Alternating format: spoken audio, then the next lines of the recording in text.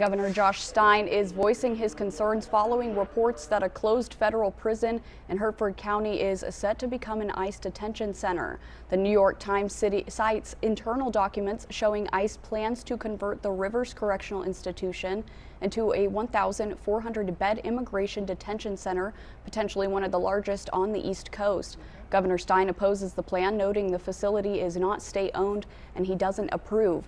In a Facebook post this morning, Stein said ICE has a proven track record of arresting, detaining, and abusing American citizens, and the overwhelming majority of people ICE has detained have no criminal record. Like many other North Carolinians, I do not want it in our state. ICE and Border Patrol have not earned our trust. Rivers in Hertford County was built as a privately run federal prison owned by a GEO group and shut down in 2022 after the Biden administration phased out private prisons. The Times reports ICE plans to reopen Rivers this fall, but North Carolina currently has no federal immigration detention centers.